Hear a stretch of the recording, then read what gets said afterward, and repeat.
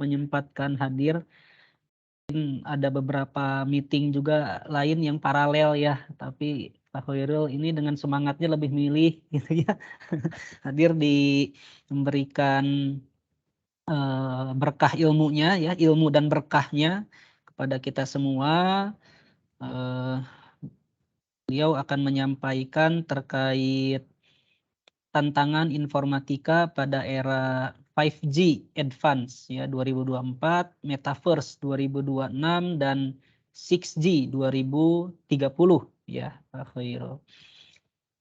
Menyampaikan sedikit kurikulum vitae ini lumayan panjang ya, tapi saya singkat menjadi hanya beberapa kalimat. Izin Pak Khairul. Beliau adalah dosen Telkom University dan direktur ya dari PUI PT, Pusat Unggulan Iptek Perguruan Tinggi ICOMS, Advanced Intelligent Communication. Jadi selain dosen juga Head of the University Center of Excellence for Advanced Intelligent Communication ICOMS ya di Universitas Telkom gitu. Beliau lulus S3 tahun 2008 ya dari Nara Institute of Science and Technology Jepang ya, seperti itu.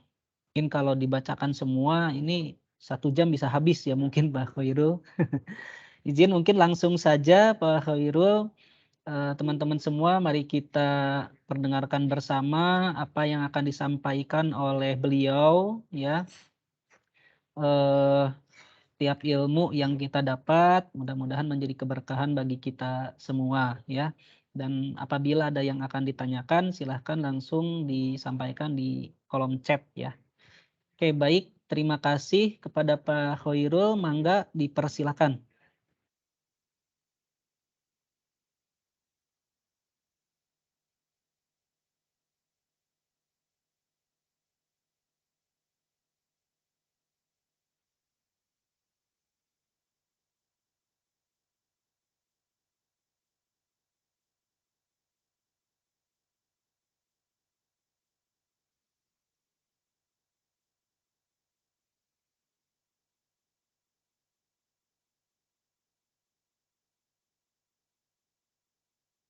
Halo Pak Khairul, mungkin masih ada di Teams atau terlempar ya?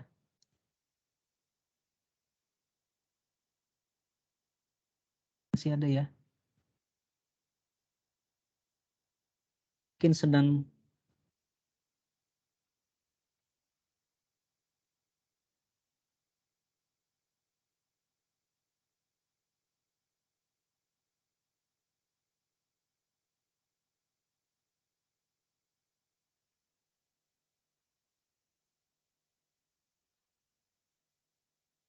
Pak Khairul mungkin bisa, suaranya tidak terdengar.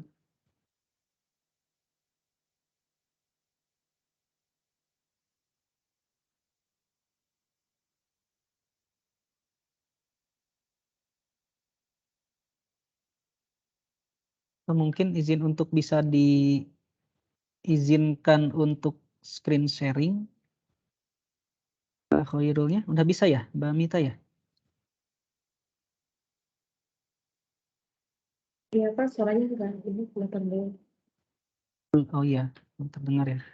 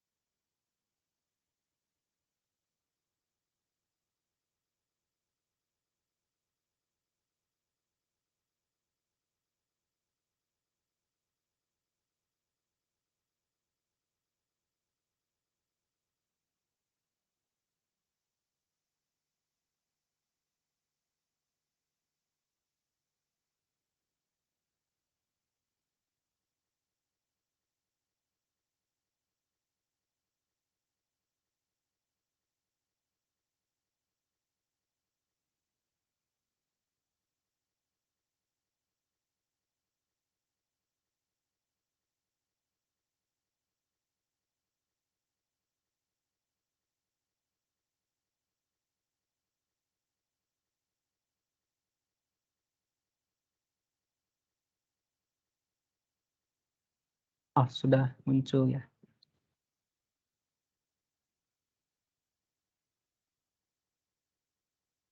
Halo, Assalamualaikum.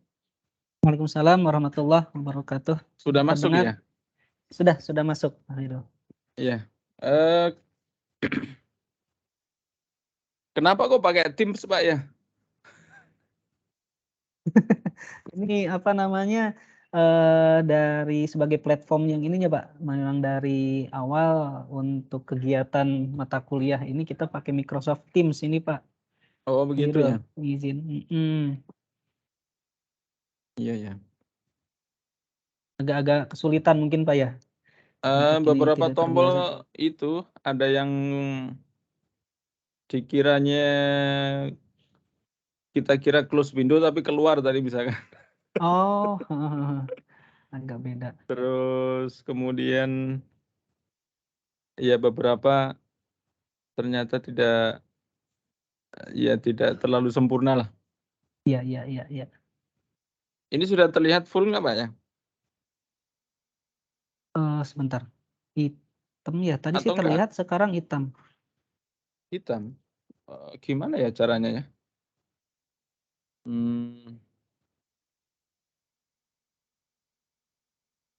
Bisa kalau di share konten itu ada share screen ya?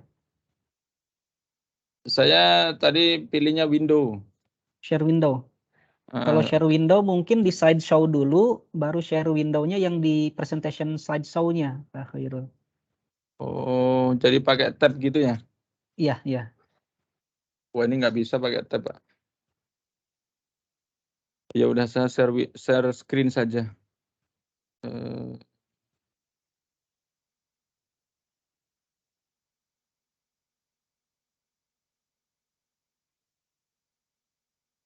Begini terlihat? Nah, ini terlihat.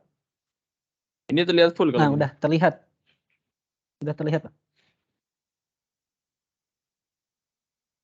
Oke ya? Ya, sudah terlihat.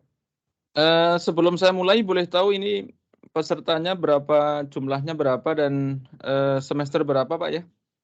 Ini semester 3, Pak Khairul. Semester 3 ya?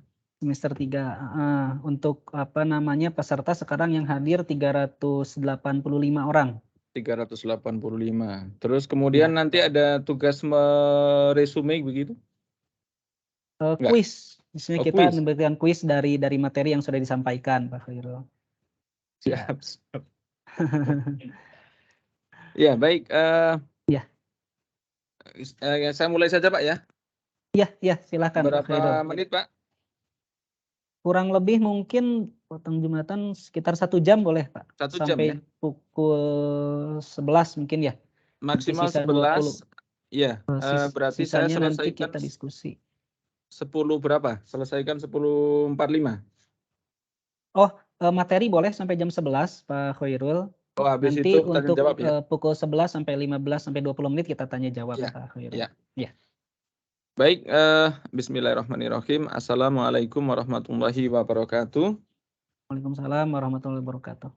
Terima kasih Pak Maki, Bapak dan Ibu di Informatika atas undangan pagi ini. Dan terima kasih untuk teman-teman semua di semester 3.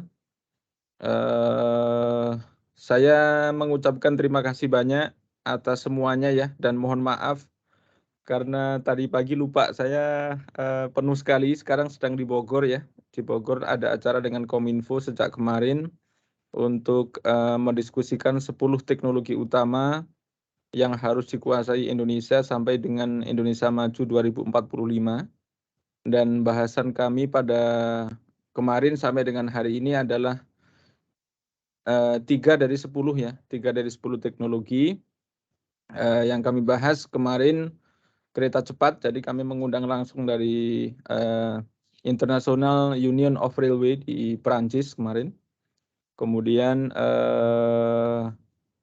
satelit ya, sama satelit untuk sains sama satelit untuk navigasi. Itu yang 3 dari 10 teknologi yang harus dikuasai Indonesia. Dan yang harus dikuasai pertama adalah 6G ya, 5G Advanced dan 6G itu yang harus dikuasai pertama. Termasuk di dalamnya ada metaverse ya. Itu yang harus dikuasai Indonesia pertama. Yang kedua Wi-Fi 6E dan Wi-Fi 7. Yang ketiga High Speed Railway. Ya sampai yang 10 adalah Earth Exploration Satellite. Nah itu kemarin kita diskusikan dan insya Allah nanti kami akan menerbitkan buku 10 teknologi di akhir tahun ini. Kemudian nanti ya kami mengharapkan buku tersebut bisa dibaca oleh semua kalangan ya, termasuk mahasiswa, dosen, industri, dan pemerintah. Sehingga nanti kita di tahun 2045 itu kita siap. Nah, apa yang kita akan diskusikan pagi ini adalah satu dari 10 teman-teman semua ya. Ini 1 dari 10 dan 1 tersebut adalah yang pertama ya, yaitu 5G Advance, Metaverse dan 6G. Ini dalam studi kami ini satu kesatuan. Itu ya. Terus yang kedua saya mengucapkan terima kasih atas undangan topiknya ya, karena saya senang sekali kalau banyak orang yang paham tentang teknologi ini. Jadi ini juga membantu posisi kami di Asia Pasifik. Jadi saya sekarang menjadi Vice Chairman di Asia Pasifik sampai dengan tahun 2025 insya Allah. Dan ini sudah kita bahas di Asia Pasifik terkait dengan frekuensi untuk 6G ya. Dan nanti kita akan bawa ke ITU di tahun 2023. Untuk nanti distandarkan tahun 2028 ya, kalau untuk 6G-nya 2028. Jadi kalau kita sekarang belajar ini, kita cepat sekali, maksudnya kita advance ya, kita sudah mendahului begitu ya. Mendahului dari sebelum nanti distandarkan di internasional. Kemudian saya juga sebagai chairman di IEEE dan co-chair di Think 20 di G20 Indonesia Presidensi. Ya, jadi T20 itu adalah think tank-nya G20 ya, untuk membahas isu-isu apa saja yang harus disidangkan. Nah, itu kira-kira perkenalan ya. Teman-teman semua bisa memanggil saya apa saja terserah ya. Boleh Pak Khairul ya, tapi jangan Mas Khairul mungkin ya. Nah, seperti itu. Terus saya mengharapkan ini seminar teknologi untuk informatika ya. Ini di sekarang 4 November 2022 ini mudah-mudahan lancar dan nanti teman-teman banyak mendapatkan insight, banyak mendapatkan wawasan.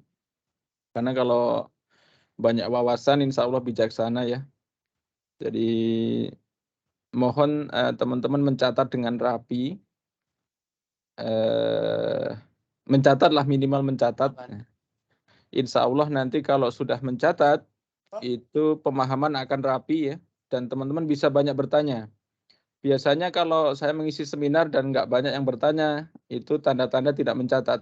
Jadi kalau nggak mencatat kan apa yang terlewat ya dibiarkan kan. Tapi kalau kita mencatat, apa yang bolong itu tahu. Oh ini kok tiba-tiba loncat misalkan, nah itu bisa ditanyakan. Nah, itu kira-kira.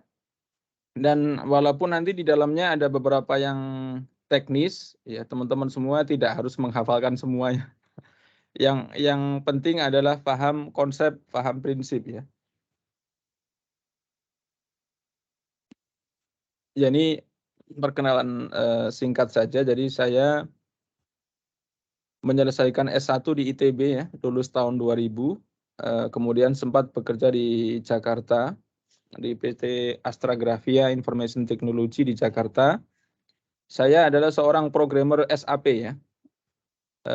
Kemudian saya mendapat beasiswa Panasonic Scholarship untuk disekolahkan di Jepang. Karena mimpi Panasonic adalah abad 21 itu abad Asia ya. Jadi orang-orang Asia itu akan memimpin dunia pada abad 21.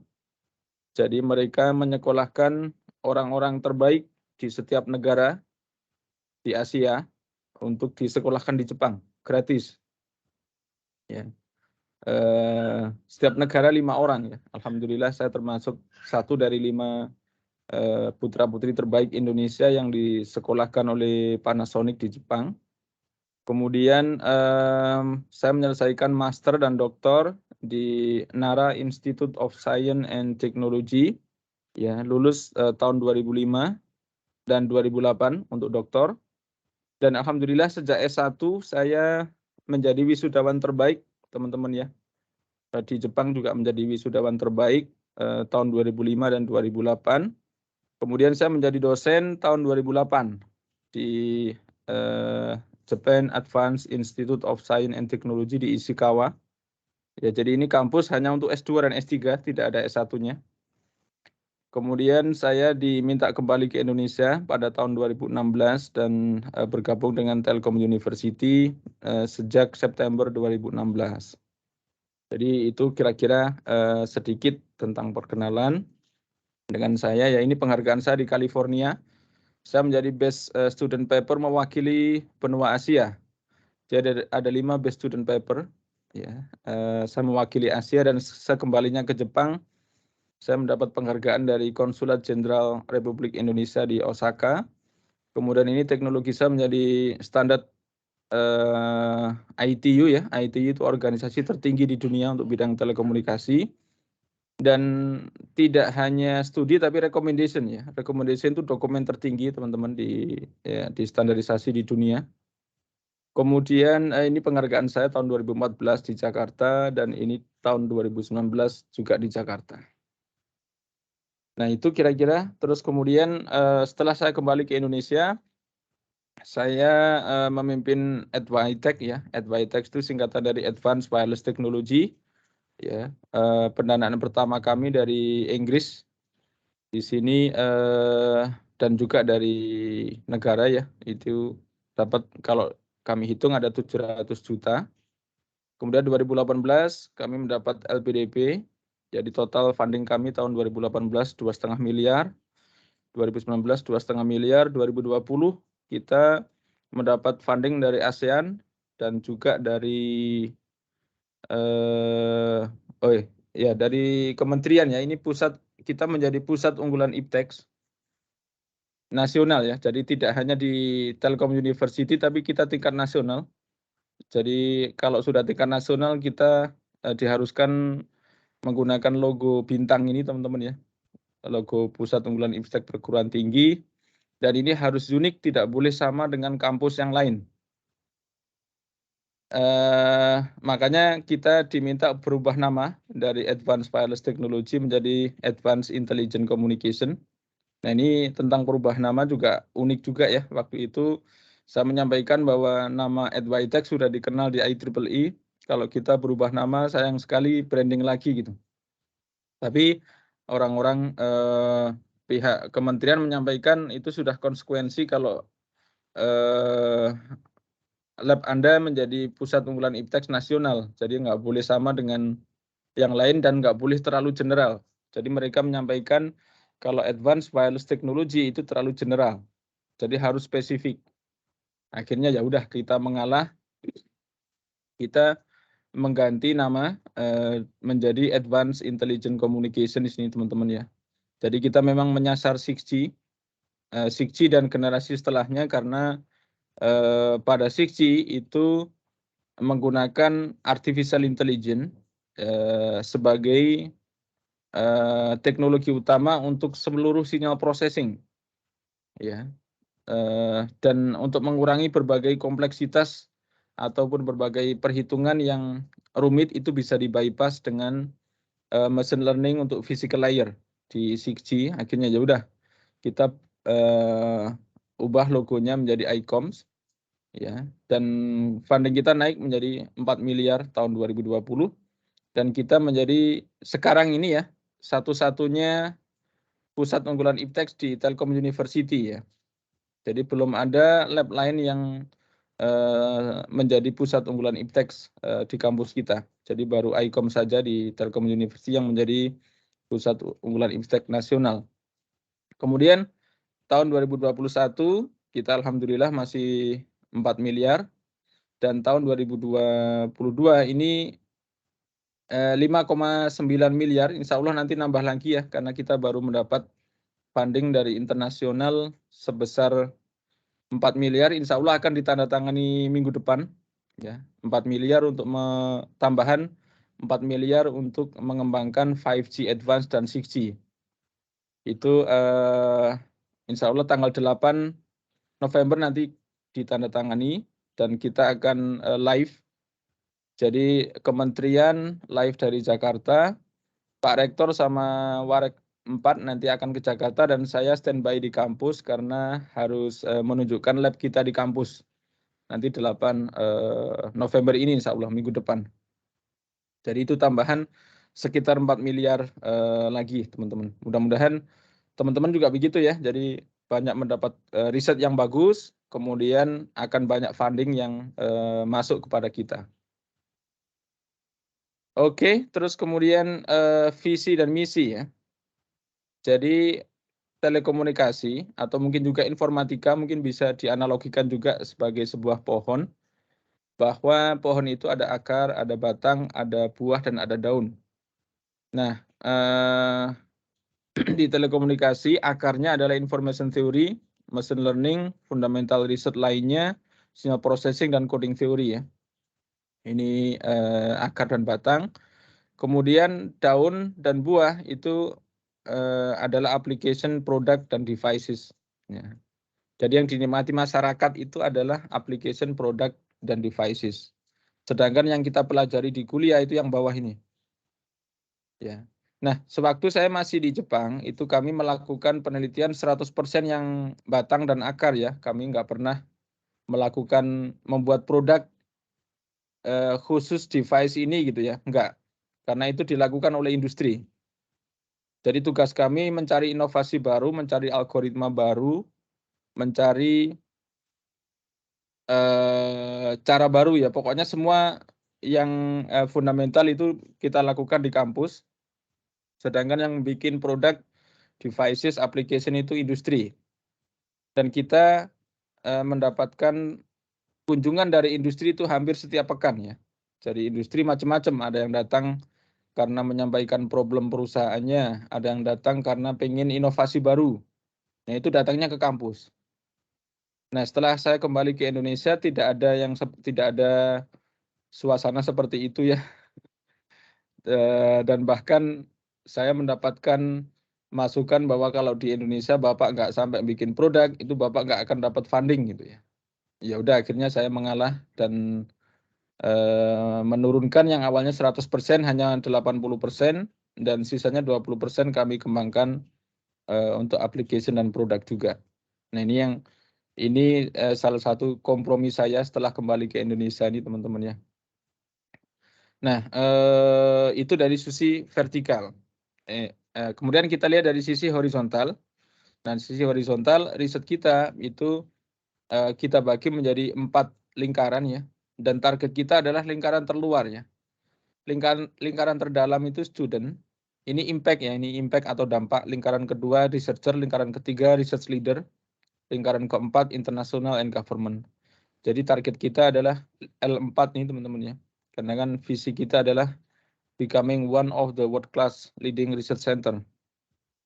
Jadi harus target kita harus internasional. Nah, untuk bisa mencapai target internasional, kita melakukan semua penelitian di telekomunikasi di semua medium. Yang pertama adalah classical electromagnetic. Ini 75%, karena ini sekarang yang kita pakai sekarang itu klasik semua teman-teman ya. Jadi ini yang paling banyak dipakai memang klasik, ya udah kita 75% klasik, 15% kuantum, 5% molekular, dan 5% optik. Ini yang kita sedang teliti di ICOMS.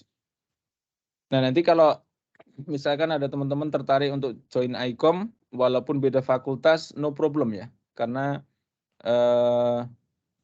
pusat unggulan IPTEK itu bukan milik fakultas tertentu, tapi milik semuanya ya. Bahkan dari kampus lain pun boleh gitu. Jadi silakan saja nanti kalau teman-teman mau join di ICOMS Telkom University. Terus ini adalah 5 produk utama kami, karena syarat untuk menjadi pusat unggulan IPTEK itu adalah memiliki flagship, ya, flagship, memiliki flagship produk. atau flagship project ya. Ini ada 5 flagship kami. Yang pertama adalah Mobile Cognitive Radio Base Station dan 5G Merdeka. Dan pagi ini kami sedang dimonef 5G Merdeka oleh Kemendikbud ya. Kita udah tahun kedua mendapat pendanaan dari Kedaireka untuk 5G Merdeka. Makanya tadi pagi saya lupa karena koordinasi untuk apa yang harus dilaporkan ini teman-teman semua ya. Pagi ini kita dimonef. Dan insya Allah ini adalah karya anak bangsa, karya kita sendiri. Dan mudah-mudahan ini menjadi semangat untuk mengajak yang lain juga untuk berkontribusi. Karena menurut saya kita bisa ya berkontribusi, bisa membuat sendiri gitu. Dan biasanya kalau membuat sendiri awalnya itu jelek. Ya, itu sudah disampaikan oleh profesor saya dulu di Jepang bahwa kalau di atas komputer semua bagus, semua ini bagus, tapi di lapangan belum tentu seperti itu. Gitu. Jadi bisa jadi nggak jalan, bisa jadi rendah kecepatannya gitu ya. Nah itu kita sudah aware semua bahwa melakukan penelitian sampai produk pasti seperti itu, dan itu kita lalui sekarang, dan komersialisasi kita udah sampai tahun ketiga juga yang untuk yang MCRBS, dan kita juga agak deg-degan ini teman-teman karena riset itu di ujungnya ini bukan menakut-nakuti ya, itu ada pendapat bahwa di ujung penelitian itu akan ada lembah kematian ya. Lembah kematian itu the valley of death. Ya, jadi biasanya riset udah jadi hasilnya terus kemudian mati. Mati itu nggak dipakai, nggak jadi standar, nothing gitu ya. Itu disebut sebagai lembah kematian. Nah itu kalau di Jepang kami nggak sampai ke sana karena semua langsung diambil industri. Nah, diambil industri itu kan kalau diibaratkan tadi lembah kematian itu langsung di ujungnya sudah ada industri yang nangkep kan. Ya, dari peneliti dengan industri langsung ditarik gitu. Nah, kalau di Indonesia nggak ada industrinya ya kita harus nyebrang sendiri gitu. Dan itu berpeluang ada nih di negara kita ya. Tapi kalau nanti kami sukses, menurut saya ini akan menyemangati para peneliti yang lain untuk bisa sukses dan berani juga begitu ya. Ini yang poin pertama. Terus yang kedua, kami mengembangkan kereta cepat berbasis 5G, dan seperti saya sampaikan di awal ya, tadi saya sampaikan bahwa kemarin kami mengundang dari UIC ya. UIC itu International Union of Railway yang pusatnya di Perancis ya, tentang standar 5G ya. Kemarin bagus sekali teman-teman ya acaranya, dan apa yang selama ini kami pertanyakan itu terjawab semua gitu kemarin. Target kereta cepat itu sampai 500 km per jam, tapi kita sudah mencapai 1.200 km per jam. Problemnya adalah membuktikan di lapangan. Itu yang kita tidak tahu ya. Tidak tahu caranya karena nggak ada di Indonesia ini secepat itu gitu ya. Tapi menurut saya algoritma sama simulasi sudah selesai. Ya, nanti kalau eksperimen ya kita lakukan sepanjang yang kita bisa. Terus kemudian ini over the horizon communication rocket ya, ini sampai ini lebih challenging lagi karena kecepatan harus sampai dengan 4.900 km per jam. Kita harus membuat sistem komunikasi untuk kecepatan sampai 4.900 km per jam. Itu kami masih nggak ngerti ini caranya gimana, karena kalau yang di atas permukaan bumi ya itu masih oke lah, 1.200 km per jam kita masih bisa. Tapi kalau 4.900 km per jam itu processing harus sangat cepat. Makanya nanti teman-teman informatika saya menantang ya kalau ada mungkin algoritma di informatika yang bisa memproses sinyal dengan sangat cepat. Ya. Jadi kekurangan atau problem kalau kita bergerak dengan sangat cepat itu ada sampel yang tidak tertangkap ya karena sangat cepatnya kita bergerak ya. Jadi kayak misalkan teman-teman lempar bola, kalau lemparnya satu bola 1 menit itu kan pasti ketangkap bolanya. Tapi kalau 100 bola 1 menit ya, soalnya 1 menit ada 60 detik. Ya. Satu bola 1 detik aja udah mulai pusing ya. Apalagi 100 bola, 200 bola dalam 1 menit gitu ya. Ya. Berarti kalau 100 bola 1 detik 1 bola berarti kan 1 menit 60 bola kan ya. Katakanlah ada orang bisa menangkap 1 bola 1 detik ya. Tapi kalau kecepatan tinggi lagi maka jumlah bola itu naik menjadi 100, menjadi 200 per detik. Maka pasti ada sinyal yang tidak ketangkap. Nah, yang kita lakukan di telekomunikasi itu adalah menumbuhkan kembali sinyal yang tidak tertangkap. Ya, jadi menumbuhkan kembali sinyal yang tidak tertangkap dari kanan dan kirinya, ya, sehingga yang tidak tertangkap lagi bisa tumbuh, bisa dihidupkan lagi gitu. Tapi itu memerlukan algoritma yang cepat juga kita, karena kalau nggak cepat ya ketinggalan juga untuk sistem komunikasi roket. Makanya kalau nanti ada misalkan algoritma machine learning atau algoritma yang lain ya, yang bisa digunakan, kita sangat welcome nih teman-teman untuk 4.900 km per jam. Kemudian flagship kami yang berikutnya itu adalah Next Generation IoT. Ini kita bagi generasi IoT menjadi 4 dan kita mengusulkan yang kelima. Nah, yang keempat itu apa saja? Itu berbasis Pure Aloha, berbasis Slotted Aloha, non-slotted CSMA-CA dan CSMA-CA. Nah, ini contoh teknologinya ya. Kalau yang Pure Aloha itu contohnya adalah Sigfox dan LoRa. Ini throughputnya paling kecil teman-teman ya, 0,18 paket per slot. Kemudian kalau teman-teman melakukan slotted itu dipotong ya, ditentukan ukurannya begitu ya. Maka akan naik menjadi 0,37 paket per slot. Contohnya NB-IoT. Kemudian kalau pakai sensing, jadi kalau ada orang mau transmit, dia nggak transmit gitu ya. Itu naik lagi menjadi 0,5 sampai 0,8. Tapi kalau dipakai slotted lebih tinggi lagi menjadi 0,8 paket per slot. Nah, semua teknologi ini itu mengasumsikan bahwa kalau ada paket yang tabrakan harus dibuang. Nah, akhirnya kami berpikir, wah nggak efisien sekali kalau setiap tabrakan itu harus dibuang begitu ya. Ya udah, akhirnya kita mengembangkan teknologi baru namanya coded random access. Kalau tabrakan jangan dibuang. Jadi kalau tabrakan disimpan sementara, nanti yang tabrakan tadi dibersihkan dari sinyal yang lain yang bersih gitu. Nah, itu bisa kami naikkan menjadi 0,9 sampai 3,7 paket per slot. Ya.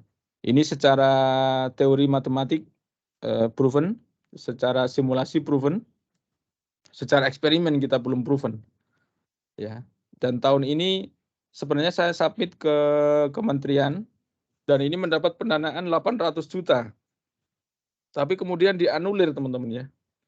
Dianulir oleh kementerian. Saya nanya kenapa kok dianulir. Nah, terus kemudian mereka menjawab karena saya kebanyakan proyek.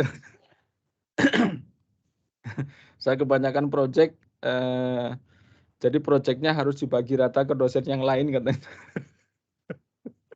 Jadi akhirnya saya awalnya dapat proyek 2 ya. Proyek pertama untuk 6G ya teman-teman. Proyek kedua untuk pengembangan Next Generation IoT. Jadi yang ini yang dianulir, yang 6G-nya tetap jalan. Ya, terus saya nanya, kenapa kok kalau gitu diluluskan dari awal gitu. Nah, mereka menjawab bahwa karena nilai saya tinggi-tinggi. Jadi ya begitulah teman-teman, ini keadaan di kita. Menurut saya ya teman-teman harus semangat terus ya. Jadi termasuk saya juga harus semangat terus walaupun proyek dianulir.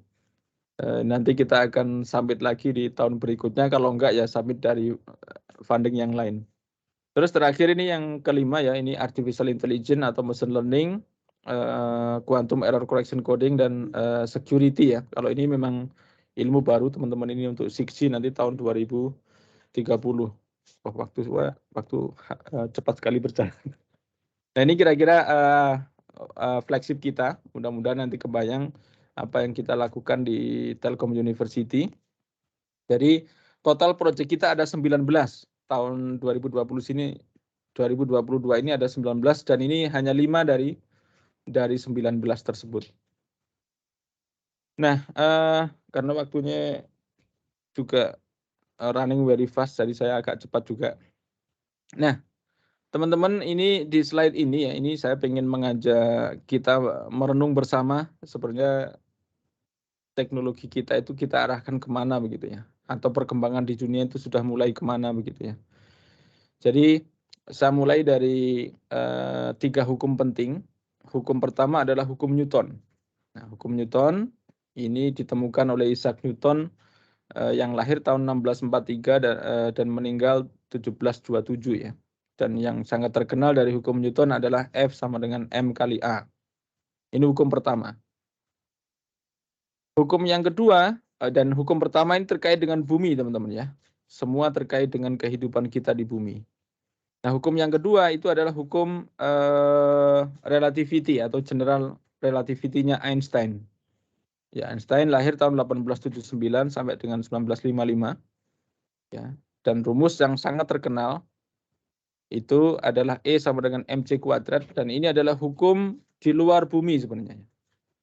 Jadi hukum terkait dengan hal-hal di luar bumi. Kalau yang Newton di dalam bumi atau di permukaan bumi, ini di luar dari bumi, makanya disebut cosmic world. Jadi hukum di luar bumi, E sama dengan mc kuadrat. Nah, ada hukum yang ketiga. Ya, hukum yang ketiga ini diusulkan oleh Heisenberg. Ya, ini disebut sebagai subatomic world. Jadi dunia yang sangat kecil di bawah atom, di bawah ukuran atom. Lahir ya 1901 sampai dengan 1976. Ya, ini yang dikenal hukum di sini adalah Hamiltonian dari ket psi sama dengan energi dari ket psi. Dan ini dipakai dalam semua teknologi kuantum saat ini ya. Dan nanti beberapa aspek pentingnya itu akan digunakan untuk kuantum kriptografi. Juga untuk quantum computing, untuk melakukan processing yang cepat dan secure, ya, komunikasi yang secure. Nah, ini ya menurut saya 3 hukum penting di dunia yang kita harus paham, dan trennya kecil, besar, habis itu kecil sekali gitu. Nanti di beberapa slide ke depan saya akan sampaikan bahwa tren ke depan itu adalah memang ke arah ukuran yang sangat kecil. Nah, ini terkait dengan hukum ketiga tadi ya, teman-teman. Ini mahasiswa kami, member di ICOMS itu telah menyelesaikan Quantum Summer School tahun 2021 kemarin, dan juga tahun ini ya. Jadi ini programmingnya kita pakai Python dan platformnya pakai Anaconda ya. Dan kita menyelesaikan semua persoalan kuantum yang basic ya. Ini di 1, 2, 3, 4, 5. Ini lulus semua nih. Orang-orang yang gambarnya ada di sini lulus semua untuk quantum bronze. Dan untuk quantum silver ini juga masih pakai programming yang sama. Ya, tetapi ini lebih sulit ini teman-teman ya. Kita harus memahami sirkuitnya kuantum, dan kita terjemahkan semua ke dalam Python ya. Dari ini kita alhamdulillah 3 orang ini lulus ya. 3 orang lulus mendapatkan sertifikasi kuantum silver. Dan nanti insya Allah kami di ICOMS akan melakukan training kembali ya, workshop kembali. Nanti kalau ada yang mau ikut silahkan, kita akan mengajarkan dari basic juga sampai programmingnya juga ya. Sampai programming juga nanti tanggal 8 sampai dengan 10 Desember. Sekarang November, bulan depan ya. Bulan depan silakan ikut saja nanti. Itu kita jadikan program internasional, beberapa pembicara nanti dari internasional, dan juga kita akan mengundang dari kampus lain ya. Untuk pembicaranya saja ya, kita akan mengundang dari ITB dan dari ITS yang meneliti bidang kuantum ya. Dan kita akan mengusulkan Telkom University sebagai salah satu member dari Quantum World International ya. Jadi tahun lalu sama tahun ini kita akan klaim sebagai kontribusi kita kepada dunia kuantum sehingga kita layak menjadi member Indonesia, member Quantum World di Indonesia. Oke, itu terus ini yang funding yang kita dapatkan dari BRIN ya. Kita mendapat pendanaan dari BRIN untuk mengembangkan kuantum 2.0.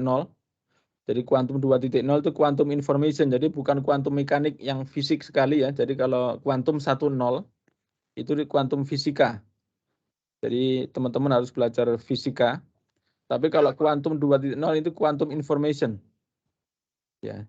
Jadi gunanya adalah untuk komputer, untuk telekomunikasi, untuk kriptografi, ya sama untuk sensor. Jadi mendeteksi pesawat siluman itu bisa pakai quantum sensing. Nah ini kita akan melakukan testing. Ini mudah-mudahan kita dapat pendanaan cukup besar ya. Jadi kita akan menerbangkan balon, kemudian membuat transmitter dan receiver di Telkom University, LIPI atau BRIN ya, kemudian ITB ya. Jadi 3 lokasi ini kita akan kasih transmitter dan receiver kuantum, kemudian nanti kalau sukses kita tinggikan lagi, kalau sukses kita jauh dan tinggi, nanti ujung-ujungnya kita kirim satelit ya. Kita meluncurkan satelit dan menjamin komunikasi aman di Indonesia mudah-mudahan sebagai aplikasi dari riset ini.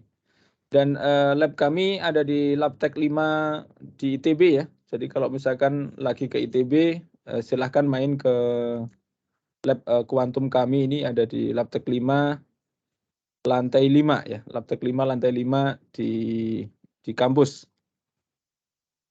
Kemudian ini nanti kalau tertarik boleh saya ceritakan. Intinya adalah Nobel Prize pada Oktober kemarin ya. Sekarang 4 November, ini Nobel Prize 4 Oktober, jadi pas 1 bulan ya. 1 bulan yang lalu Nobel Fisika diberikan kepada ilmuwan yang memberikan kontribusi besar pada pengembangan kuantum ya, terutama quantum entanglement, karena quantum entanglement ini sangat bermanfaat untuk komputer ya, sama security ya, sama error correction coding, itu bidang saya ya. Jadi ya saya senang sih ada Nobel seperti ini, dan memang ya kita mengapresiasi kerja para fisikawan di bidang ini ya, karena ini termasuk yang menjadikan security pada 6G itu menjadi bagus sekali karena kuantum tidak bisa di-cloning, teman-teman. Nah, terus berikutnya tadi kan saya sampaikan ada hukum ketiga yang hukum subatomik ya. Berarti hukum untuk dunia yang sangat lebih kecil daripada atom. Nah, kenapa kita harus menuju ke sana? Karena tren sirkuit untuk komputer masa depan itu makin mengecil, teman-teman ya. Jadi sumbu X ini adalah waktu dan sumbu Y adalah size dari transistor. Jadi kita bisa lihat ukuran transistor ini mengecil terus. Ya, dan 2010 ini adalah garis pertemuan antara 25 nanometer ini untuk limit untuk optical lithography ya, dan mengecil terus ya. Mengecil terus sampai ya, kalau dugaan saya nanti ukurannya adalah ukuran kuantum ya, ukuran di bawah atom. Sehingga memang menurut kami benar ini arah perkembangan teknologi ke depan ya. Dan ini kan kita tidak bisa tolak, teman-teman ya.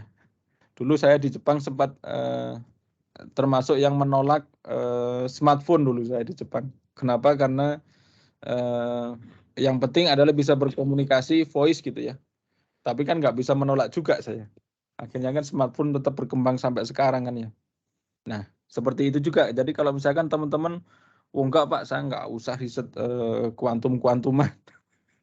Saya akan pakai komputer seperti ini aja. Nanti bisa jadi ditinggal. Ya, seperti itu.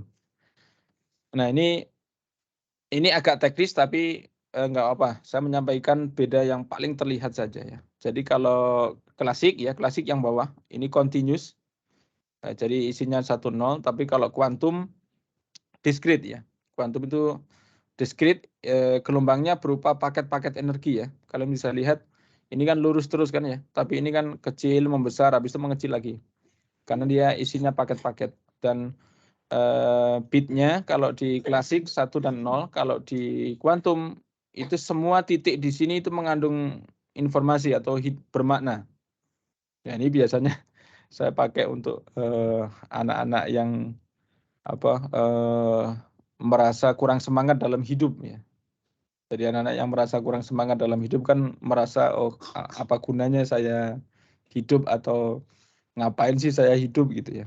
Nah, ini kalau di klasik memang hanya 0 dan 1. Jadi kalau teman-teman punya nilai di tengahnya itu dianggap noise.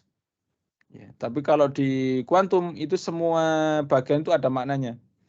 Makanya saya memberi nasihat jangan begitu ya. Jadi jadilah seperti kuantum. Kalau kuantum itu semua posisi itu ada maknanya gitu. Semua posisi itu bermanfaat, semua posisi memiliki nilai. Jadi setiap orang itu memiliki manfaat, setiap orang memiliki kelebihan. Ya. Apapun kelebihannya itu pasti ada gitu. Apapun posisinya itu pasti ada manfaatnya atau ada hikmahnya gitu. Nah, kalau kuantum seperti itu. Jadi arah di seluruh permukaan blocksfere ini ada informasinya teman-teman ya. Kalau di kuantum. Nah, ini contohnya seperti ini. Ini contoh mirip itu lagi ya. Jadi kalau di klasik itu hanya angka dan gambar. Ya, kalau setengah angka setengah gambar nggak ada kalau di klasik. Nah, kalau di kuantum itu koinnya berputar. Jadi bisa gambar, bisa angka, bisa gambar, bisa angka gitu. Koinnya berputar.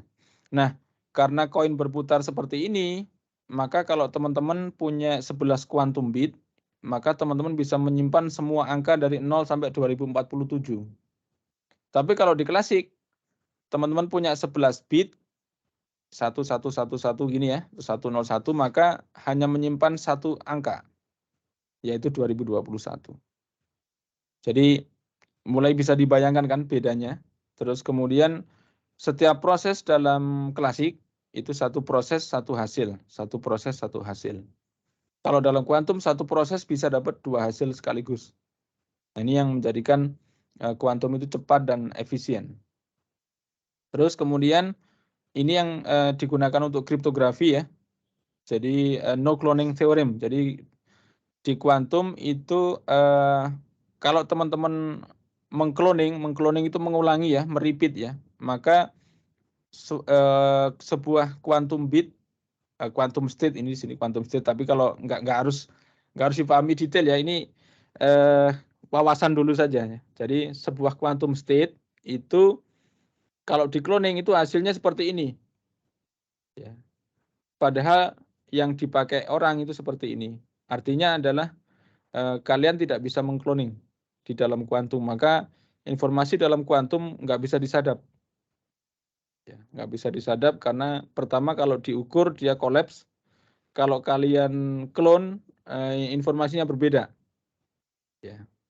Nah, ini di sini ada entanglement. Yang mendapat Nobel tadi adalah entanglement, yang orang-orang mengkaitkan entanglement dengan santet ya, kadang-kadang ada yang mengatakan begitu. Ya.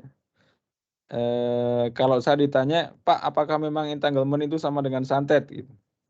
Ya saya jawab, ya tidak sama ya. Jadi mungkin sifat-sifatnya atau karakternya mungkin ada yang mirip tapi tidak sama ya.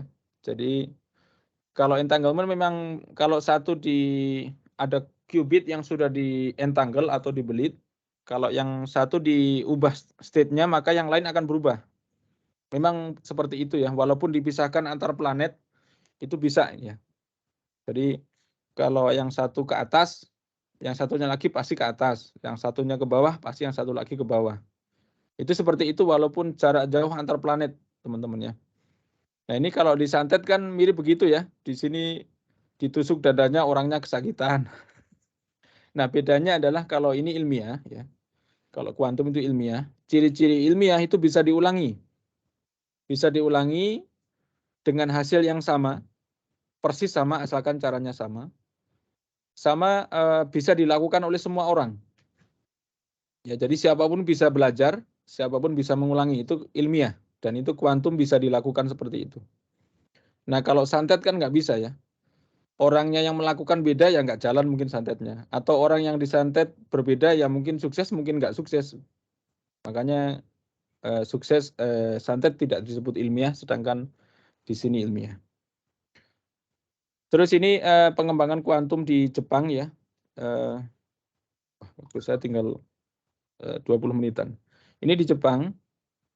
Nah, teman-teman, ini Jepang ternyata juga merasa agak tertinggal mengembangkan komputer kuantum ya. Jadi misalkan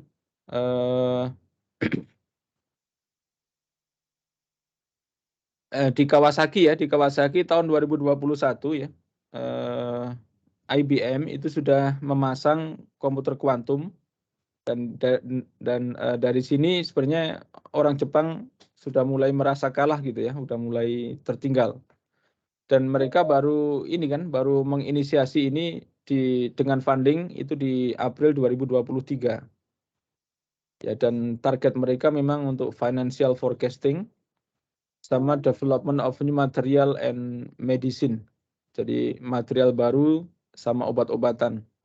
Tujuan pengembangan komputer kuantumnya itu sama financial forecasting. Jadi prediksi prediksi keuangan dengan komputer kuantum itu nanti kalau misalkan teman-teman pengen belajar ke sana harus menggunakan belajar kuantum field theory. Itu ada untuk bisa prediksi financial forecasting.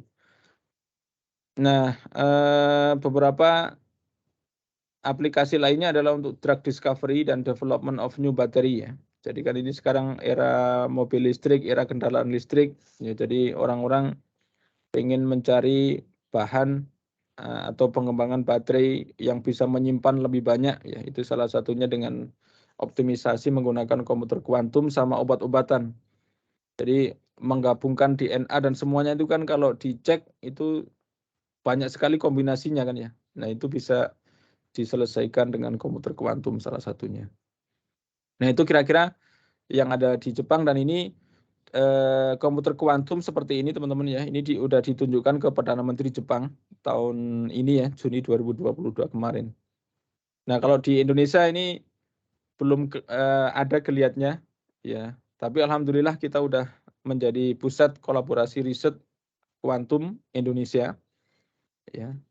Dan mudah-mudahan itu mempercepat pengembangan teknologi kuantum di Indonesia. Kalau IBM target tahun ini mereka membuat komputer dengan nama Osprey ini 433 qubit. Tahun depan mereka membuat Condor dengan 1121 qubit. Kemudian 2024 Flamingo 1386 qubit dan 2025 ini Kokabura 4158 lebih qubit. Nah, nanti di atas 2026 target mereka itu 10.000 qubit. Ya, padahal ini jumlah qubit itu berat sekali teman-teman ya. Nah,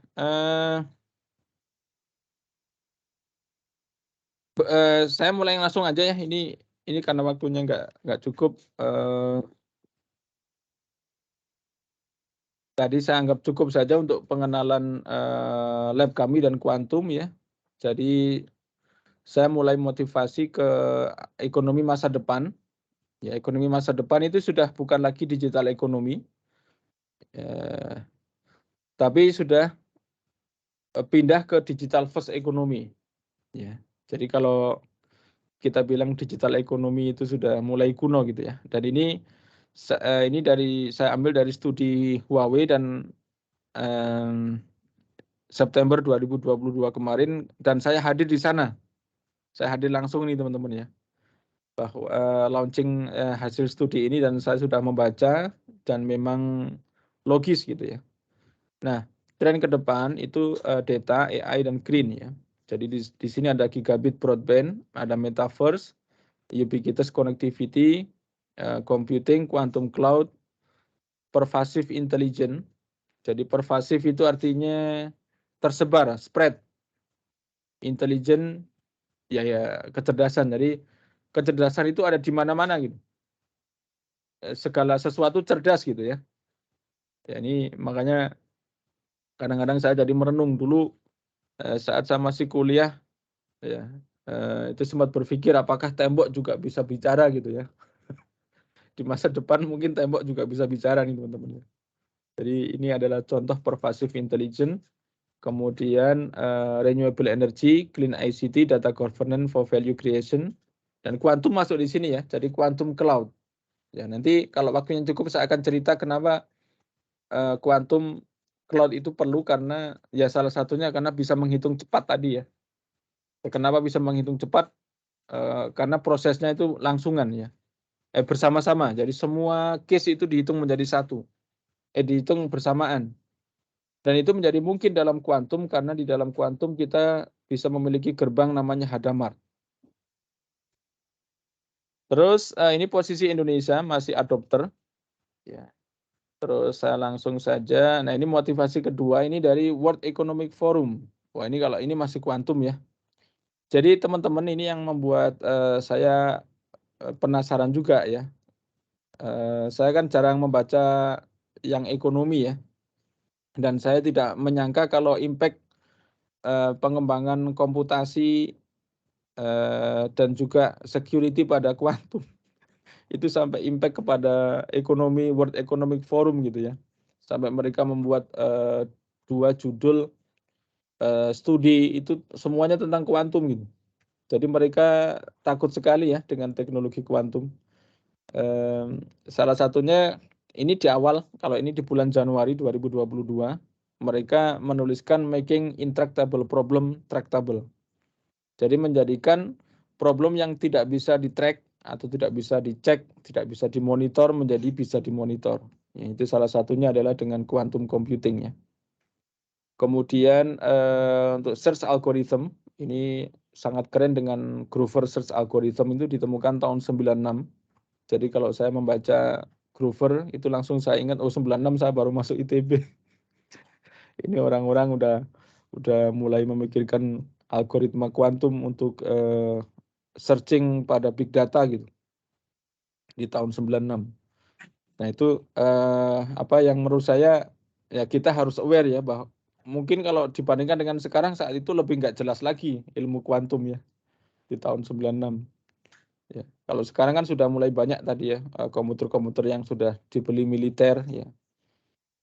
Nah ini salah satu yang menjadikan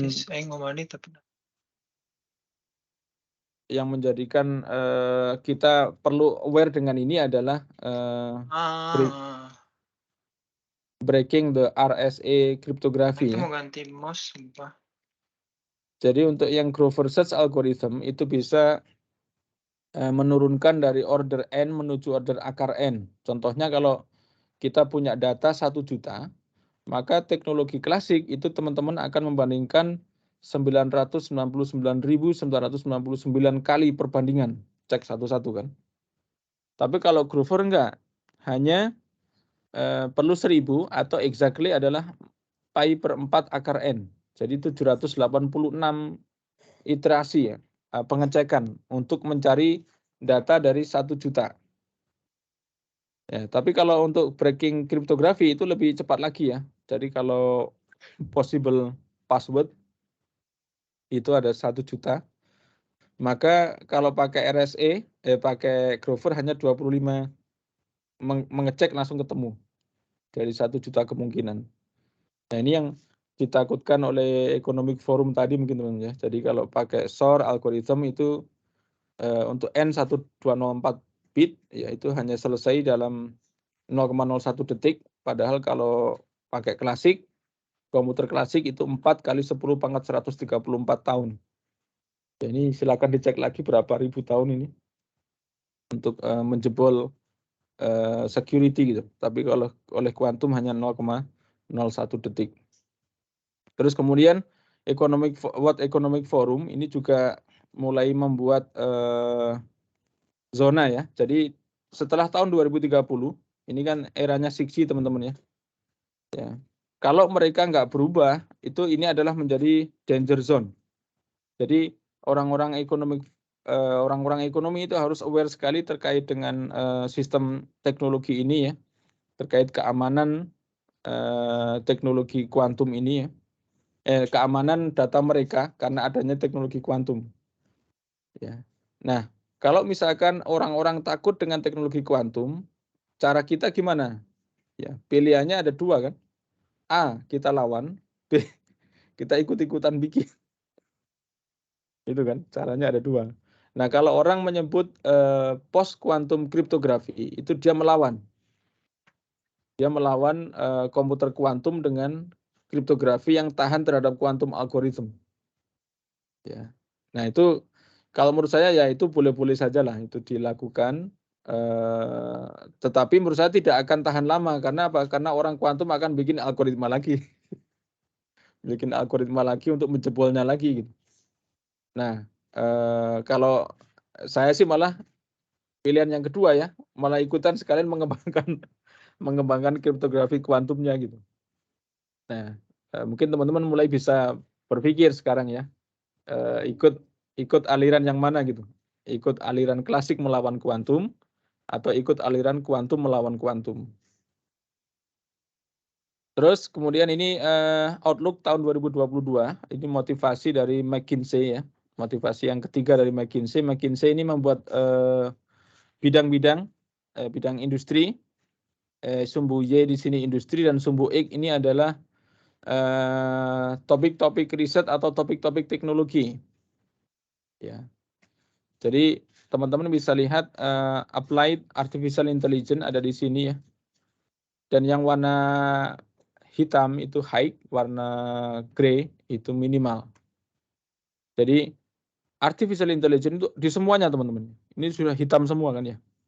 Jadi di sini aerospace, agriculture, automotive, aviation, chemical, construction, consumer, education, electric power, natural gas, and utilities. Ini udah hitam semua. Tapi kalau kuantum ini karena ilmu baru ya. Ini baru ada di aerospace and defense. Ya, aerospace and defense karena yang paling banyak berkepentingan itu militer terhadap kuantum ya. Terus yang kedua adalah chemical. Chemical itu kimia ya. Tadi kan digunakan untuk mencari obat, mencari baterai, mencari apa ya, banyak tadi ya, mencari material ya. Itu banyak digunakan. Yang lain ya ada yang biru sama agak biru muda, ada yang grey juga ya. Yang kuantum untuk education ini masih putih karena kan masih nggak kepikiran education itu apakah perlu kecepatan tinggi gitu ya. Makanya ini kan masih putih. Tapi kalau AI ya itu kan diperlukan ya di education-nya. Terus kemudian untuk industri yang lain ya ini financial service, AI semua hitam ya. Healthcare system, IT and electronic, media and entertainment, metals and mining, oil and gas, ya. Pharmaceutical and medical product, public and social sector, real estate, retail, telecommunication, ya ini semua perlu AI. Tapi kalau kuantum, ya kuantum ini yang hitam lagi adalah IT and electronic, ya ini jelas untuk kuantum komputer ya. Kemudian penambangan ya, metal and mining, oil and gas ini kuantum juga, obat-obatan kuantum jelas. Nah untuk telecommunication ini baru mau di 6G teman-teman ya, makanya ini mulai agak hijaunya walaupun belum hitam, tapi ini baru mulai nanti diterapkan di tahun 2030. Mungkin setelah 2030 ini bakal menjadi hitam. Nah itu terus, waktu saya tinggal 5 menit, saya harus mengcover metaverse dulu ini ya.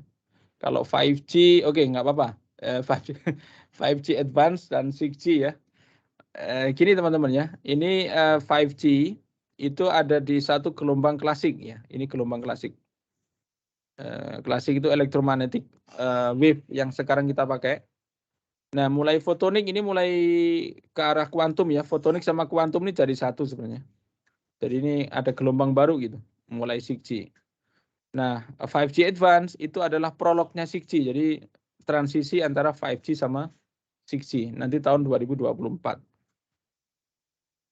Nah, ini perubahan menuju 2030 ya. Satelit ini masuk ke standar 3GPP, kemudian artificial intelligence dan machine learning masuk menjadi standar 3GPP dalam rilis 18 yang kita sebut 5G advance ya. Kemudian metaverse menjadi standar 3GPP dalam rilis 19. Kemudian throughput masa depan 6G itu di atas 1 terabit per second didukung oleh orbital angular momentum. Ya, ini kalau ini nggak saya sampaikan karena terlalu kompleks untuk pertemuan kita hari ini. Nanti kalau diperlukan lagi, ya insya Allah saya siap menjelaskan lagi. Security menjadi target utama pada IMT 2030 atau 6G dengan quantum cryptography. Kemudian quantum radio access network atau quantum RAN memiliki rate lebih tinggi dengan entanglement. Nah ini contohnya adalah gambar di sini. Mungkin bagi teman-teman semua terlalu teknis ini ya. Tapi intinya komunikasi dari user ke base station, kalau kita menggunakan quantum itu bisa lebih cepat, bisa lebih tinggi rate-nya, walaupun dengan resource yang sama, ya, karena ada entanglement. Gampangannya begitu. Nah ini logo 5G, 5G kan 2020 teman-teman ya. Ini nanti berubah menjadi 5G Advance tahun 2024. Jadi ada logo, ada tambahan kata advance di sini ya. Terus kemudian bagaimana nanti di 6G ya, kuantum itu diterapkan, maka kuantum itu diterapkan antara BTS sama distributed unit ya. Jadi akan ada 2 channel yang menghubungkan RU dengan DU. Dan satu di sini adalah pakai quantum key distribution. Ya saya berharap teman-teman udah belajar QKD, key lah, private key lah minimal. Ya, jadi datanya sih tetap di klasik, tapi key-nya dikirimkan pakai kuantum. Jadi bukan pengiriman data menggunakan kuantum ya, hanya key-nya saja yang menggunakan kuantum. Jadi ini yang tidak bisa diklon itu adalah kunci ini teman-teman ya. Kalau ini mah masih bisa, tapi ini bisa diklon pun nggak ada gunanya, nggak bisa dibuka kan. Kecuali tanpa ini gitu. Kecuali tanpa kunci. Jadi keamanannya di situ. Dan ini kami di ICOM siap mengubah PatriotNet tadi ya, atau MCRBS atau 5G Merdeka. Nanti ketika kami sudah sukses membuat transmitter dan receiver kuantum, insya Allah akan kami update. Ya, dan ini kita tawarkan untuk dipakai di Ibu Kota Nusantara, di IKN. Sedang kita tawarkan. Terus kemudian, oke, tadi saya kira saya cukupkan untuk kuantum. Saya masuk ke artificial intelligence karena nanti ini dipakai untuk channel coding dan beberapa physical layer processing. Dan artificial intelligence itu klasik teman-teman ya. Jadi kalau misalkan saya menulis quantum machine learning, itu machine learning-nya tetap klasik, yang quantum adalah processing-nya. Nah, ini mungkin teman-teman juga nanti akan belajar atau mungkin ada yang sudah belajar. Tapi saya sampaikan filosofinya saja karena filosofi ini nanti dipakai juga di dalam telekomunikasi. Nah, sebenarnya untuk proses machine learning, ya, ada 2 yang ingin saya sampaikan. Yang pertama adalah neuron, yaitu mengikuti atau mencontek manusia, mencontek ciptaan Allah Subhanahu wa taala di sini ya. Dan yang kita gunakan dalam machine learning itu very simple, just simplification. Terus kenapa jumlah sel, ya ini makin banyak, otomatis makin bagus, walaupun makin kompleks, ya, tetapi makin banyak bisa menyelesaikan persamaan non-linear kalau makin banyak. Karena kalau linear kita nggak perlu. Kalau semua yang diselesaikan linear, kita nggak perlu banyak layer, nggak perlu banyak neuron ya. Jadi kalau semuanya linear, jadi dalam machine learning kan sebenarnya kan kita menyelesaikan X kali W sama dengan Y. Dan Y itu adalah target, output di sini kan Y. Nah, kalau kita mengetahui input, X itu input, tidak mengetahui yang kita cari kan W kan sebenarnya. Dalam training itu kan kita mencari W1, W2 sama W3 kalau di dalam persamaan ini. Kalau semua everything is linear, then ya, W ya, W ini hanya inverse dari X dikali dengan Y. Finish. Nggak perlu training. Ya kan, seandainya linear. Tapi hidup ini dan solusi yang diselesaikan oleh problem yang dialami telekomunikasi itu kadang-kadang tidak linear. Ya mungkin yang dialami manusia dalam hidup juga tidak linear ya. Makanya kita perlu belajar, perlu learning. Itu karena tidak semuanya itu linear. Ya, ini kan kalau bagi yang pernah nonton Soichiro Seta ya, ini Seyokereba iki yowakereba sinu. Seyokereba itu jika kuat, iki itu hidup, ya. Yowakereba jika lemah, sinu itu mati. Kan itu linear sekali kan? Jika kuat hidup, jika lemah mati. Nah, kemudian ya setelah kalau bertempur dengan orang, kalau kalah pasti dibunuh sama dia. Ya, tapi kan kemudian dia bertempur dengan Himura Kenshin, yang Himuranya menang, tapi tidak dibunuh sama Sojiro Seta. Tapi tidak dibunuh sama Kenshin. Akhirnya kan dia prinsipnya kan salah kan? Oh berarti prinsip saya selama ini salah. Ya, dan Kenshin mengatakan bahwa hidup tidak sekedar atau tidak semudah Seyokereba iki yowakereba sinu. Ya.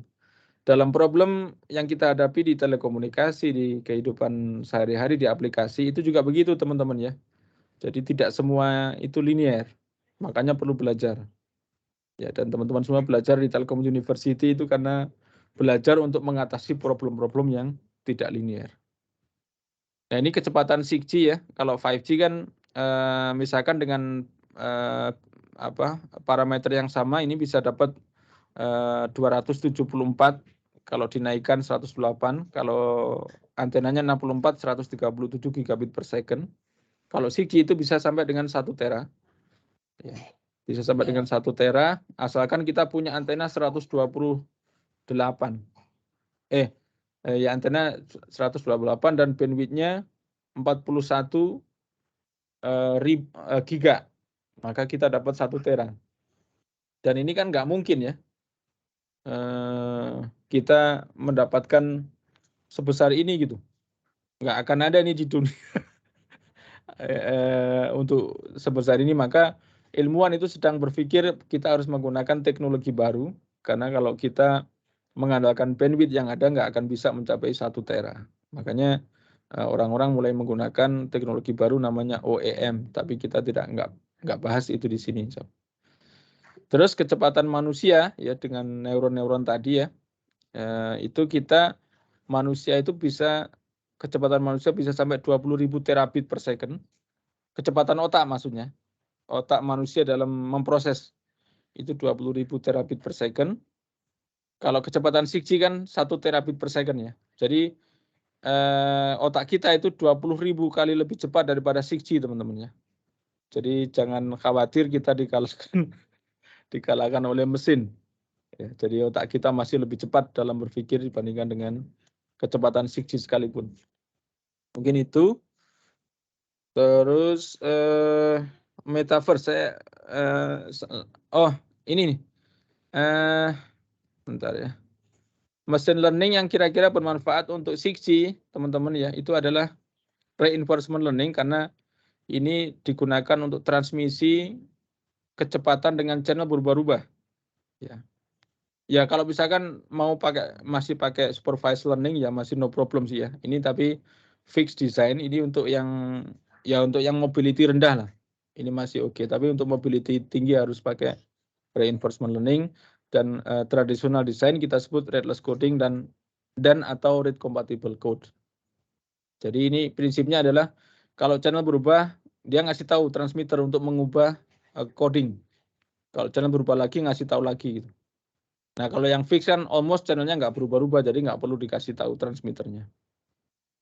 Nah, ini sudah, ini saya kira informatika lebih sering lah mendapat ini ya. Tapi intinya dalam contoh kami ini adalah untuk XOR ya, karena kan machine learning pertama kali itu gagal melakukan XOR operation. Jadi ini saya penasaran juga waktu itu ya. Saya penasaran masa sih nggak bisa gitu ya. Dan saya tes sendiri nggak bisa itu. Jadi machine learning itu nggak bisa menyelesaikan XOR operation hanya dengan single neuron atau 3 ya, itu nggak bisa. Dia harus satu nggak bisa ya. Dia harus 3 seperti ini ya, satunya inputnya. Jadi ini membuktikan sendiri saya bahwa XOR itu kan non-linear teman-teman ya, langsung gagal machine learning yang konvensional. Nah ini contoh yang programming yang saya lakukan dan ini menunjukkan berhasil ya, berhasil belajar dia. hanya dengan data training yang very short. Terus ini kalau telekomunikasi 5G ini pakai machine learning ya, ini bisa lebih cepat juga proses perhitungannya. Ya, dan performanya juga mirip dengan yang klasik, tapi dengan hitungan yang lebih cepat. Jadi bisa melakukan bypass.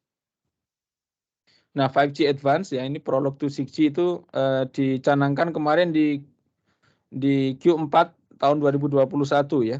Dan sekarang sudah Q4 2022 ya. Dan nanti akan diselesaikan rilis 18 itu di ya antara Q1 tahun 2024 atau 2022. Dan ini contoh machine learning yang sudah mulai dibicarakan itu adalah untuk channel state information. Terus kemudian ini topik-topik baru di 5G Advance ya. Untuk AI nomor 12 ya. Jadi artificial intelligence machine learning with following example ya, air interface sama next generation radio access network. Terus kemudian untuk metaverse itu dengan asumsinya kita bandwidth-nya udah cukup besar gitu ya. Terus processing-nya juga menggunakan ya minimal superkomputer ya. Kalau bisa dengan kuantum keren, tapi kalau ya minimal superkomputer dan dibantu oleh kecepatan 6G tadi ya, maka menurut saya ini menjadi hal yang mungkin ya, dan ini distandarkan setelah 5G Advance ya. Jadi metaverse ini masuk ke dalam rilis 19.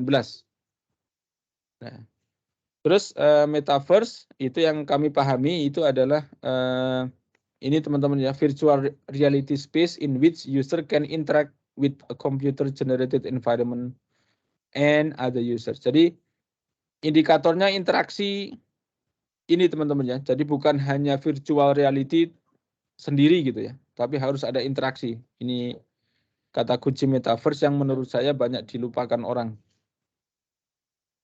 Terus ini nanti kalau waktunya cukup saya cerita tentang Schrödinger cat, ini multiverse and quantum parallel, ini saya akan cerita kalau ada pertanyaan. Ini juga, oh ini untuk metaverse ya, jadi kenapa metaverse itu diperlukan, yaitu salah satunya adalah decision making menjadi lebih efektif kalau kita bisa menggunakan metaverse, less energy yang dikonsumsi oleh kita karena nggak perlu perjalanan jauh, predictive maintenance in manufacturing, ya, jadi maintenance yang bisa diprediksikan dan bisa meningkatkan produktivitas kalau kita bisa metaverse atau digital twin orang lain nyebutnya juga ya. Enhance security will ensure the evolving attack. Ya. Kemudian social inclusion, jadi kita lebih memanusiakan manusia. Removal of inequality and adversarial and universal availability. Jadi bagi yang cacat di dunia sekarang, ya kalau dimasuk ke dalam dunia metaverse itu bisa merasakan punya kaki yang sempurna misalnya ya. Nah seperti itu. Ini namanya removal of inequality atau pertidaksamaan. Ya bisa tetangga kita nanti orang Amerika padahal kita tinggalnya di Indonesia misalnya. Ya. Itu contoh motivasinya, dan apa yang harus kita siapkan itu adalah new hardware and software. Jadi untuk teman-teman informatika mungkin yang software diperlukan, ya ini adalah AI, machine learning, akan membentuk brain. Sedangkan konektivitas, ya bagi kami yang telekomunikasi yang 6G, ya, ini akan membentuk nervous system and sensor data established. Ya, jadi mengumpulkan sensing semuanya kan, kalau tanpa connectivity di sini. Terus ultimately quantum technology will enter future network for improved processing. Nah, berarti kan udah masuk ke dalam ke dalam metaverse juga ya, quantum technology. Kemudian decision making and security and new spectrum is required. Nah, to this end, terabit per second, berarti 6G ini teman-teman ya. Wireless network can be realized using optical spectrum. Yang OEM tadi, tapi saya belum cerita ini karena khawatir terlalu teknis. Ya. Nah, terus kemudian ini masih mirip. Nah, ini key technologies ya. Jadi ada new hardware, kemudian open hardware atau interfaces, kemudian ada cloud, ya, kemudian ada quantum network, quantum computing, quantum sensing dari satu ini udah masuk dari satu di sini. Terus native security, ya. Kemudian continuous evolution spectrum. Jadi ini mungkin akan tambahan spektrum baru untuk yang berkaitan dengan ini Kominfo. Kemudian Integrated Artificial Intelligence. Ya, sama Infrastructure Evolution, ya wireless optical, satellite computing, sensing dan sebagainya. Ya, ini ada beberapa impact kepada kami saja, ada beberapa impact kepada teman-teman juga di informatika. Nah, ini sampai dengan nanti ya 2030 teman-teman ya. Sekarang kita kan 2022, kita sudah mulai masuk ke 5G Advance kan ya. Jadi 5G NR sudah selesai. Kita mulai masuk 5G Advance rilis 18 sampai dengan rilis 19. Jadi metaverse itu termasuk ke dalam 5G Advance teman-teman ya. Jadi metaverse itu masuk ke dalam 5G Advance tahun 2000 kalau hitungan saya 2026 itu metaverse nanti di rilis 19 ini mungkin akan sedikit molor karena ada COVID-19 ya 2026. Terus kemudian 5G Advance ini nanti akan selesai 2024, jadi ini akan sedikit molor sedikit. Terus kemudian kita mungkin 2028 nanti punya standar 6G, standar 6G basic ya, dan komplitnya nanti 2030. Jadi itu terkait dengan, ini nggak usah lah, terkait dengan 6G ya. Jadi kita masih punya sekitar 8 tahun ini mempersiapkan 6G. Kalau masih ada waktu saya ceritakan, kalau enggak ya mungkin kita buka ke pertanyaan. Bagaimana Pak Maki? Ya, sepertinya memang harus mulai masuk ke pertanyaan ini Pak Khairul. Iya, Punten. Karena memang sekarang kan waktu sholat Jumat agak mepet ke 44. Betul, ya. Monggo Pak, kalau Siap. gitu saya tutup dulu kuliah saya teman-teman ya, kita masuk ke sesi tanya jawab insya Allah. Wassalamualaikum warahmatullahi wabarakatuh. Assalamualaikum warahmatullahi wabarakatuh. Oke, terima kasih Pak Khairul atas pemaparannya. Ini luar biasa sekali, dari mulai motivasi sampai inspirasi hidup ya. Karena kita harusnya seperti kuantum Pak Khairul ya, bermanfaat di mana-mana. Jangan yes or Setiap no orang gitu ya. bermanfaat, Pak. Setiap Orang bermanfaat, betul sekali Pak Khairul. Setiap orang bermanfaat. Oke, ini ada pertanyaan langsung dari Fatan Zafiri Arsimni. Izin bertanya Ustadz Khairul. Oh, ini manggilnya Ustadz Khairul. Memang kadang dipanggil Pak Ustadz Pak Khairul ya. Apakah Indonesia untuk saat ini sudah siap dengan perkembangan algoritma kuantum dan perkembangan teknologi yang dibahas di kuliah kali ini katanya. Lalu sedangkan untuk 5G saja masih banyak daerah di Indonesia yang belum bisa mengakses. Kalau boleh tahu seberapa siap Indonesia saat ini menurut Ustadz? Terima kasih Ustadz Khairul. Siap. Satu saja atau digabung? Digabung boleh. Digabung ada 4 aja, pertanyaan. Tiga. Ya, 3. Oh, ketiga. Oke, boleh, siap. Wah, ini visioner sekali pertanyaannya ini dari Raka Pratama Wahyudi. Apakah ada kemungkinan bisa membuat mesin waktu katanya? Mesin waktu seperti itu. Oke, dari Raka Pratama Wahyudi. Kalau yang pertama tadi dari siapa Mas? Pak Magi? Fatan Zafiri. Fatan, ya. Fatan Zafiri. Terus yang ketiga? Nah, yang ketiga ini dari Izan Alfian. Di mana titik evolusi teknologi akan berakhir? Di manakah titik evolusi teknologi akan berakhir dan apa akibatnya kepada world economy? Kemudian apa akibatnya kepada kebutuhan jika terus meningkat? Apa akibatnya kepada kebutuhan yang terus meningkat jika teknologi tersebut sudah di titik tumpunya, di titik tumpu? Oh, ini yang tadi ya, lembah kematian tadi mungkin ya. Berbicara tentang lembah kematian ya, di titik evolusi teknologi yang berakhir, akibatnya kepada world economy. Dari Izan Alfian ini. Saya coba nanti elaborasi semuanya ya, mudah-mudahan. Iya, Khairul. Oke, baik. Ini yang pertama dari Mas Fatan ya. Mas Fatan, terima kasih pertanyaannya. Ini memang pertanyaan bagus sekali ya dan menggugah kita semua sebenarnya. Jadi yang pertama ya,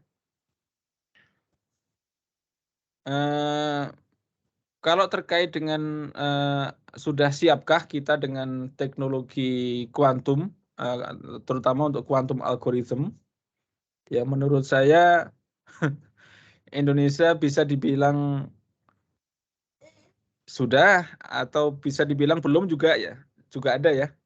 Karena saya melihat sedikit sekali teman-teman ya ini yang mau belajar kuantum, karena ini ilmu baru ya. Jadi yang saya tampilkan di slide halaman 64 ini benar-benar baru.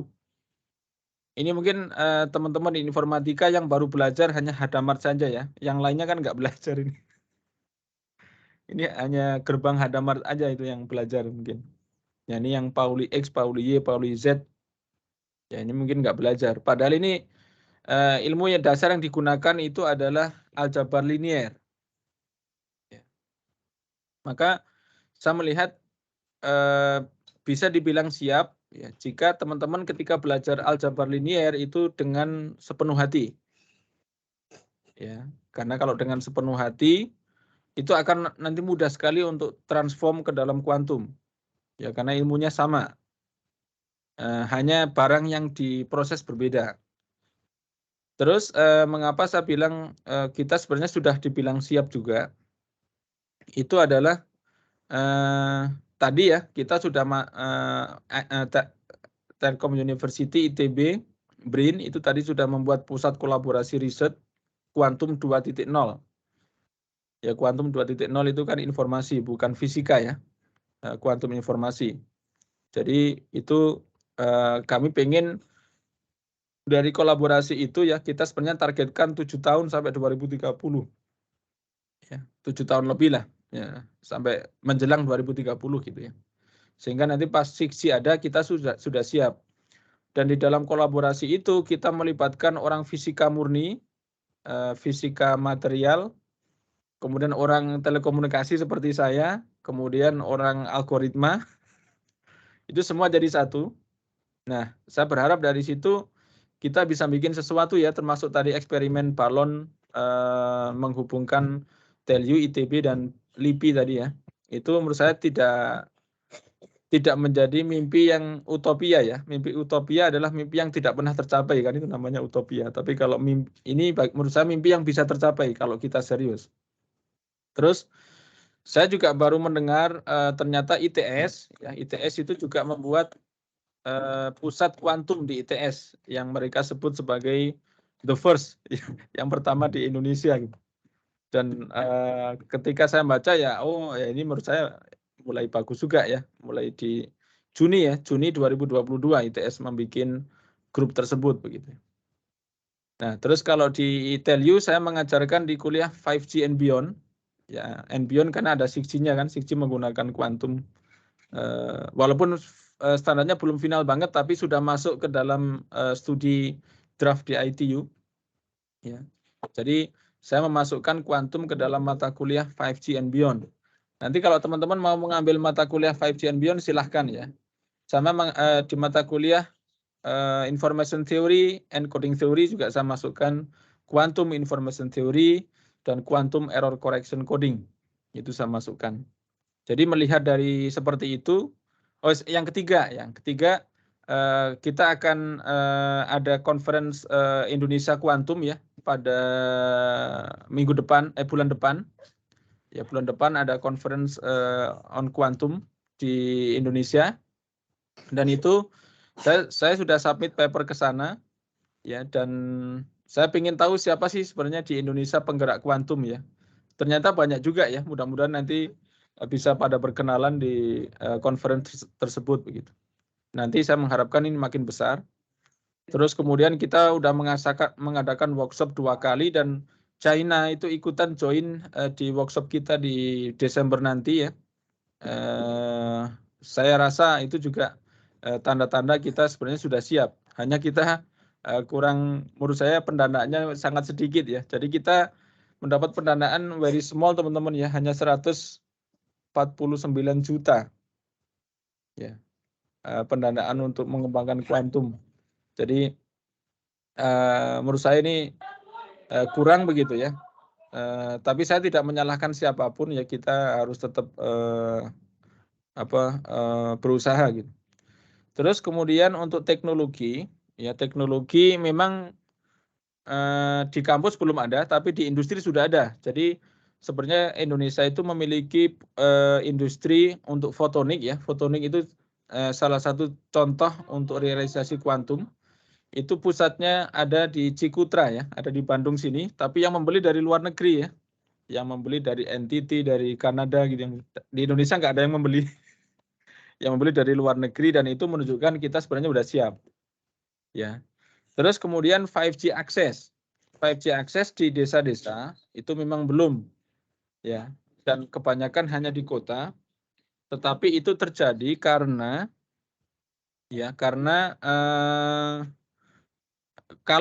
karena telekomunikasi di kita yaitu masih diserahkan kepada industri teman-teman ya, bukan diserahkan kepada pemerintah. Jadi teman-teman bisa bayangkan kalau misalkan ada jembatan patah atau putus ya, jembatan putus itu pasti sama pemerintah akan langsung dibangun. Ya, pasti dibangun tanpa memperhatikan berapa nanti nilai kembalinya gitu. Tapi kalau telekomunikasi enggak, telekomunikasi itu diserahkan kepada operator kan ya. Diserahkan kepada operator. Nah, teman-teman kan tahu, operator berpikir kalau di suatu daerah dia pelanggannya sedikit, ya nggak mau bangun lah kalau operator. Karena kalau operator kan prinsipnya ekonomi, kalau rugi ya nggak mau bangun. Tapi kalau pemerintah kan prinsipnya bukan rugi. Nah, jadi telekomunikasi itu belum menjadi kebutuhan pokok bagi pemerintah. Makanya diserahkan murni ke pasar kan. Ya, diserahkan murni ke pasar. Jadi ya jadinya begitu. Jadinya kalau rugi ya nggak dibangun. Kalau bakal rugi ya nggak dibangun karena bukan resmi dari pemerintah. Makanya saya juga sekarang sedang membantu pemerintah bagaimana agar tetap bisa merata ya. Mungkin salah satunya adalah BTS-nya dimurahkan karena satu BTS 5G itu dijual di internasional 2 miliar, satu BTS 5G 2 miliar. Nah, sedangkan yang kami bikin di Telkom University satu BTS 5G 300 juta. Jadi saya mengharapkan dengan kita bisa bikin BTS murah, nanti makin banyak kita terapkan di daerah. Jadi operator tidak murni memperhitungkan bisnis. Ya, tidak murni memperhitungkan bisnis sehingga makin merata. Mungkin itu Pak Maki, mudah-mudahan menjawab pertanyaan Mas Fatan. Terus yang kedua ini dari Mas Raka, ini mesin waktu. Nah, ini kalau mesin waktu saya nggak tahu Mas ya, apakah bisa. Tapi kalau teleportation dengan kuantum itu bisa ya. Jadi teleportation sekarang yang baru bisa itu state. Jadi itu bisa kita pindah sekejap mata. Itu state, tapi belum bisa memindahkan material. Jadi ilmu manusia zaman sekarang memang belum tidak sehebat dulu ya. Baru bisa memindahkan state sekejap mata itu sudah bisa dengan quantum entanglement atau kita sebut quantum teleportation itu sudah bisa. Terus mesin waktu itu yang saya percayai kalau ke masa depan bisa, kalau ke masa lalu nggak bisa. Itu yang saya percayai sampai saat ini walaupun di film-film bisa pindah-pindah ke masa yang mana saja. Tapi kalau yang saya pahami yang ke masa depan bisa, ke masa belakang tidak bisa atau ke masa lalu tidak bisa.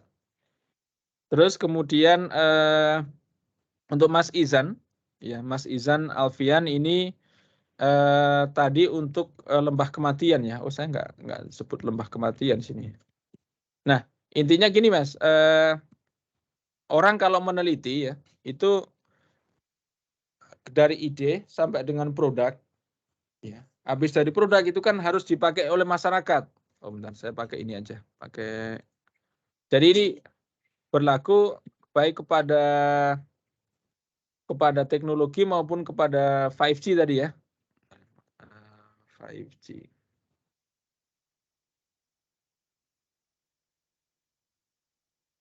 Nah, sebenarnya semua teknologi itu mengikuti kurva S.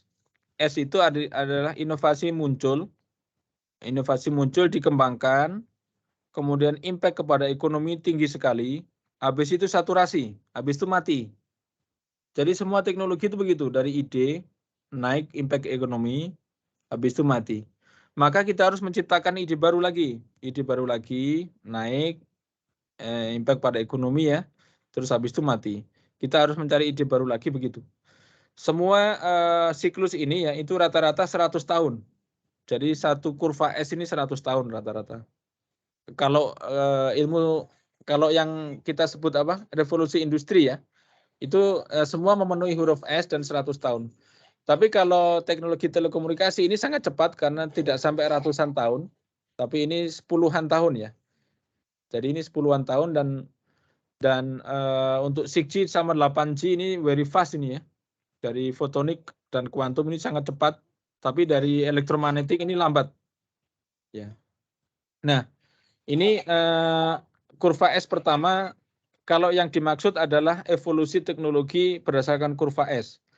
Tapi kalau yang dimaksud adalah lembah kematian tadi adalah per produk atau per teknologi, Mas. Jadi bisa jadi teknologi dikembangkan, nggak ada yang beli, maka langsung mati. Kalau nggak ada yang beli, berarti dia di bawah sini terus mati kan ya. Tapi kalau ada yang beli atau ada yang pakai, akan naik ke atas. Tapi ujungnya pasti akan mati ya. Jadi teknologi itu pasti akan mati dan harus ganti lagi. Makanya kita memerlukan anak muda ya. Karena kan kita yang sudah senior gini pasti akan tua juga. Pasti kita akan meninggal juga. Inovasi kita nggak akan sehebat dulu juga. Maka anak-anak muda harus menggantikan gitu.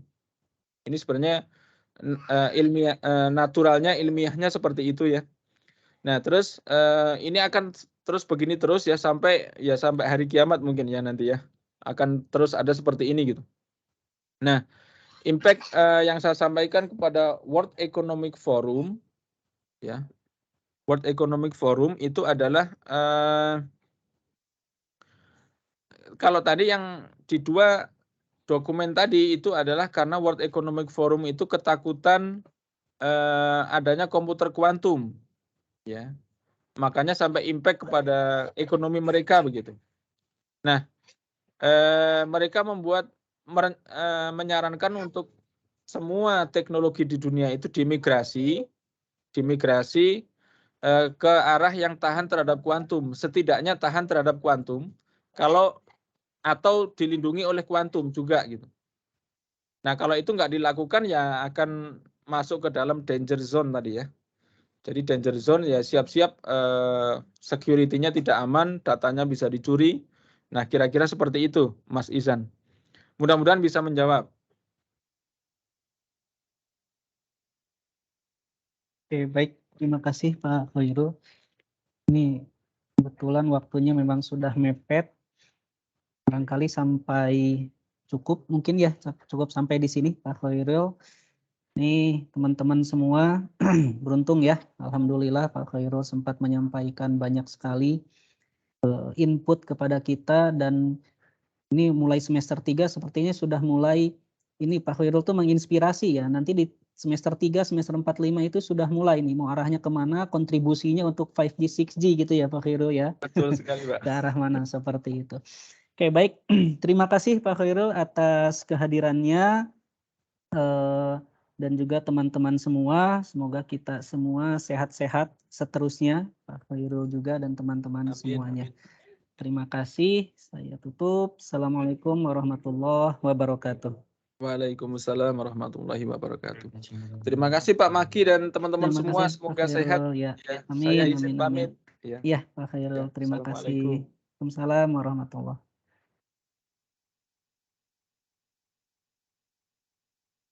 Terima kasih Pak. Ya.